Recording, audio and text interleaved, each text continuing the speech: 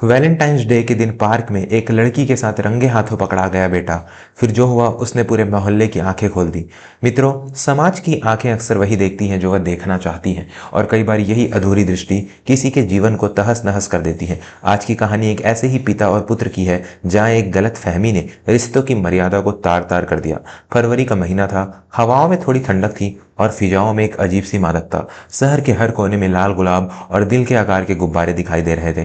पाश्चात्य संस्कृति का यह त्यौहार, जिसे वैलेंटाइन वीक कहा जाता है, हमारे भारतीय संस्कारों पर धीरे धीरे हावी हो रहा था। रमाकांत जी, जो एक सेवानिवृत्त अध्यापक थे और अपने उसूलों के पक्के थे, इन सब चीज़ों को बड़ी हेय दृष्टि से देखते थे। उनकी पूरी जिंदगी सत्य, निष्ठा और भारतीय संस्कृति की सेवा में बीती थी। उनका मानना था कि प्रेम प्रदर्शन की वस्तु नहीं बल्कि त्याग और समर्पण का नाम है। उनका बेटा आकाश 24 साल का एक होनहार युवक था। वह शहर की एक बड़ी कंपनी में नौकरी की तलाश कर रहा था। रमाकांत जी को अपने बेटे पर नाज था, लेकिन पिछले कुछ दिनों से आकाश के व्यवहार में उन्हें कुछ बदलाव नजर आ रहा था। वो अक्सर फोन पर धीरे धीरे बातें करता, घर देर से आता और पूछने पर टाल मटोल कर देता। रमाकांत जी के पड़ोसी शर्मा जी, जिन्हें वो दूसरों के घरों में झांकने की पुरानी आदत थी, अक्सर रमाकांत जी के कान भरते रहते थे। एक शाम शर्मा जी ने दौड़ते हुए रमाकांत जी के घर आए। उनकी सांस फूल रही थी और चेहरे पर एक कुटिल मुस्कान थी, जैसे उन्हें कोई बहुत बड़ा खजाना मिल गया हो। अरे रमाकांत भाई साहब, क्या आप यहाँ आराम से चाय की चुस्कियां ले रहे हैं, और वहाँ वहाँ आपके नाक के नीचे क्या हो रहा है? आपको खबर भी है? शर्मा जी ने नाटकीय ढंग से कहा। रमाकांत जी ने अखबार नीचे रखते हुए चश्मा ठीक किया। क्या हुआ शर्मा जी, इतनी पहेलियां क्यों बुझा रहे हैं? साफ साफ कहिए। शर्मा जी ने आवाज धीमी की, जैसे कोई राज की बात बता रहे हो। भाई साहब, बुरा मत मानिएगा, लेकिन आपका लाडला आकाश आज वैलेंटाइंस डे के मौके पर कंपनी बाग में एक लड़की के साथ गुलछर्रे उड़ा रहा है। मैंने अपनी आंखों से देखा है। दोनों किसी कोने में बैठे एक दूसरे के हाथ में हाथ डाले। छी छी, आजकल के बच्चे को तो शर्म हया नहीं रही ही नहीं। रमाकांत जी के कानों में जैसे पिघला हुआ शीशा डाल दिया गया हो। उनका बेटा आकाश, वो भी ऐसी हरकत? उनका रक्तचाप क्षण भर में बढ़ गया। आप सच कह रहे हैं शर्मा जी? उनकी आवाज कांप उठी। अरे भाई साहब, मैं झूठ क्यों बोलूंगा? अगर विश्वास नहीं होता तो चलिए मेरे साथ, अभी भी वहीं होंगे। पूरा मोहल्ला तमाशा देख रहा है, बस आप ही अनजान हैं। रमाकांत जी का चेहरा क्रोध से तमतमा गया। उन्होंने अपनी चप्पल पहनी और शर्मा जी के साथ तेज कदमों से पार्क की ओर चल दिए। रास्ते भर उनके मन में तूफान चल रहा था। क्या यही संस्कार दिए थे उन्होंने आकाश को? क्या उनकी परवरिश में कोई कमी रह गई थी? समाज क्या कहेगा? एक इज्जतदार मास्टर का बेटा पार्क में आशिकों की तरह बैठा है। पार्क में पहुंचते ही शर्मा जी ने इशारा किया। वो देखिए, उस घनी झाड़ी के पीछे वाली बेंच पर।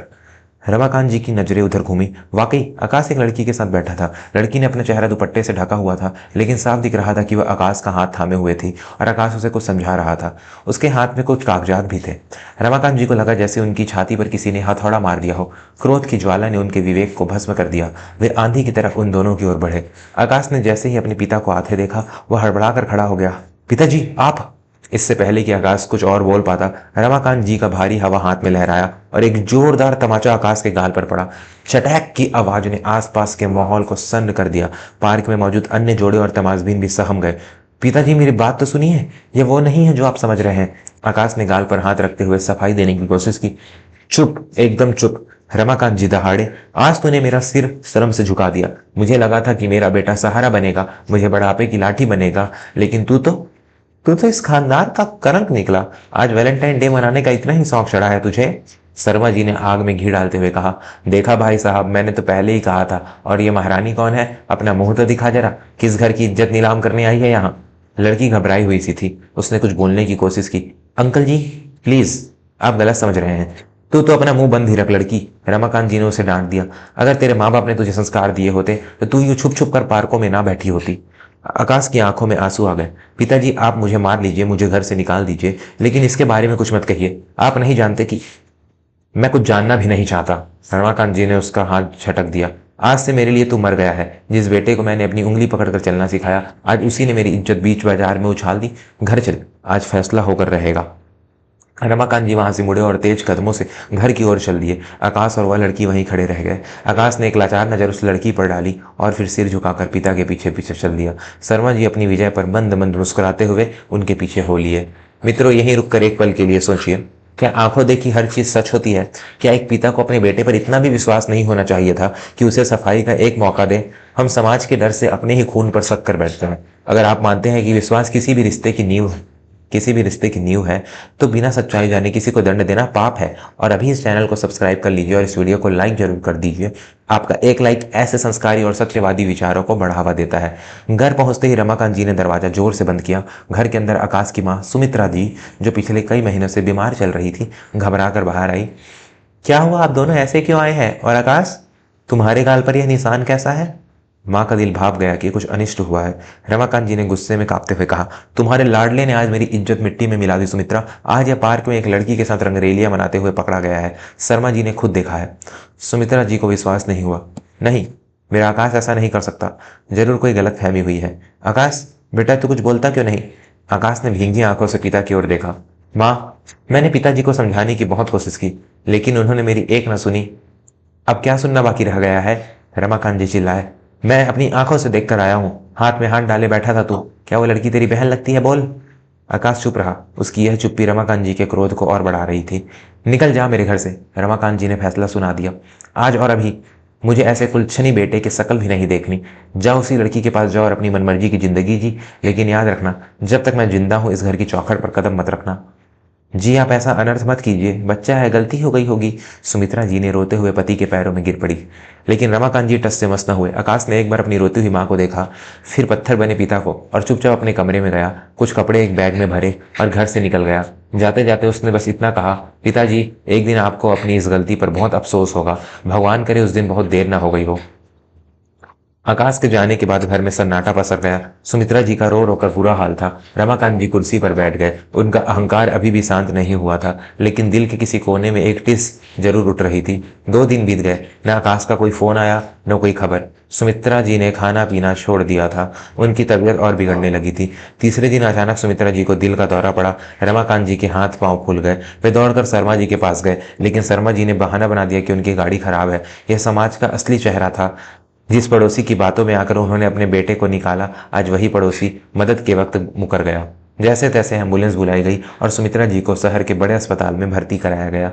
डॉक्टर ने जांच के बाद जो कहा, उसने रमाकांत जी के होश उड़ा दिए। इनकी हालत बहुत नाजुक है। इनकी दोनों किडनी लगभग खराब हो चुकी है। हमें तुरंत डायलिसिस शुरू करना होगा और जल्द से जल्द किडनी ट्रांसप्लांट की जरूरत पड़ सकती है। और हाँ, इनका एक पुराना ऑपरेशन जो रुका हुआ था, उसके लिए भी तुरंत 5 लाख रुपयों का इंतजाम कीजिए। 5 लाख? रमाकांत जी के पास पेंशन के थोड़े से पैसे ही बचे थे। उनकी सारी जमा पूंजी तो सुमित्रा जी के पिछले इलाज में ही खर्च हो चुकी थी। वे हताश होकर अस्पताल के गलियारे में बैठ गए। उनके पास न पैसा था न बेटा। आज उन्हें आकाश की बहुत याद आ रही थी। अगर वो होता तो शायद कुछ जुगाड़ कर लेता। मित्रों, कहानी के इस मोड़ पर मेरा गला भर आया है। सोचिए, उस बूढ़े पिता पर क्या बीत रही होगी, जो अपनी मरनासन्न पत्नी को बचाने के लिए पाई पाई को मोहताज है। ऐसी कहानी आप तक पहुंचाने के लिए मुझे दिन रात एक करना पड़ता है। बहुत संघर्ष और मेहनत लगती है। अगर यह कहानी आपके दिल को छू रही है तो कृपया सुपर थैंक्स या ज्वाइन बटन दबाकर इस चैनल के 10 सदस्य बने। आपका छोटा सा आर्थिक सहयोग मुझे मेरे उपकरणों को अपग्रेड करने, मेरे जीवन के खर्चों को चलाने और मेरे अपने माता पिता की बेहतर सेवा करने में मदद करता है। आपकी मदद ही मेरी ताकत है, ताकि मैं ऐसे ही सच आप तक लाता रहूं। रमाकांत जी अपनी किस्मत को कोस रहे थे कि तभी एक नर्स उनके पास आई। क्या आप सुमित्रा देवी के पति हैं? जी हाँ, रमाकांत जी ने रुआसे स्वर में कहा। डॉक्टर साहब आपको केबिन में बुला रहे हैं, कोई आपसे मिलने आया है। रमाकांत जी लड़खड़ाते कदमों से डॉक्टर के केबिन में गए। वहां डॉक्टर के साथ एक महिला बैठी थी। उसने साड़ी पहनी हुई थी और चेहरे पर एक तेज सौम्य था। रमाकांत जी उसे पहचान नहीं पाए, लेकिन उन्हें लगा कि उन्होंने इसे कहीं देखा है। बैठिए रमाकांत जी, डॉक्टर ने कहा। ये डॉक्टर अंजलि हैं, शहर की जानी मानी नेफ्रोलॉजिस्ट, गुर्दा रोग विशेषज्ञ और समाज सेविका। सुमित्रा जी के इलाज का पूरा खर्चा इनके एनजीओ ने उठाने का फैसला किया है। रमाकांत जी को अपने कानों पर विश्वास नहीं हुआ। क्या? लेकिन क्यों? मैं तो इन्हें जानता भी नहीं। डॉक्टर अंजलि ने एक गहरी सांस ली और रमाकांत जी के आंखों में देखा। आप मुझे नहीं जानते अंकल जी, लेकिन आपने मुझे देखा जरूर है, 3 दिन पहले पार्क में। रमाकांत जी को जैसे झटका लगा। ये वही लड़की थी, वही जिसे उन्होंने पार्क में आकाश के साथ देखा था और चरित्रहीन समझा था। तुम? रमाकांत जी के मुंह से बस इतना ही निकला।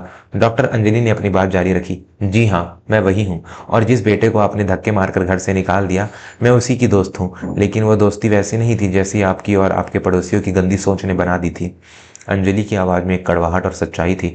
आकाश पिछले 6 महीने से अपनी माँ की बीमारी को लेकर परेशान था। उसे पता था कि आप आर्थिक तंगी से गुजर रहे हैं, लेकिन आप अपने स्वाभिमान के कारण किसी से मदद नहीं मांगेंगे। आकाश अपनी एक किडनी अपनी माँ को देना चाहता था, लेकिन उसका ब्लड ग्रुप मैच नहीं हो रहा था। इसलिए वह मेरे संपर्क में आया। वह अपने लीवर का एक हिस्सा डोनेट करके एक स्वैप ट्रांसप्लांट, अंगों की अदला बदली की प्रक्रिया को समझने की कोशिश कर रहा था, ताकि अपनी माँ को बचा सके। रमाकांत जी की आंखों से अविरल अश्रुधारा बहने लगी। वे पत्थर की मूरत बने सुनते रहे। उस दिन वैलेंटाइन डे था। यह तो शायद आकाश को याद भी नहीं होगा। अंजलि ने आगे कहा, पार्क में हम इसलिए मिले थे क्योंकि अस्पताल में आपको या आपके किसी जानने वाले के मिल जाने का डर था। वो जो कागज आकाश के हाथ में थे, वो कोई लव लेटर नहीं थे अंकल जी। वो डोनर फॉर्म और लीगल एग्रीमेंट के कागज थे। आकाश रो रहा था क्योंकि उसे डर था कि अगर आपको पता चला कि वो अपना अंग दान कर रहा है तो आप उसे रोक देंगे। मैं उसका हाथ थाम कर उसे हिम्मत दे रही थी कि सब ठीक हो जाएगा, और आपने आपने बिना सोचे समझे उसे। अंजलि चुप हो गई। कमरे में सन्नाटा था, लेकिन रमाकांत जी के अंदर शोर मच रहा था। आत्मग्लानि का ऐसा तूफान जिसने उनके अहंकार के परखच्चे उड़ा दिए थे। मेरा बेटा, मेरा आकाश कहाँ है अब?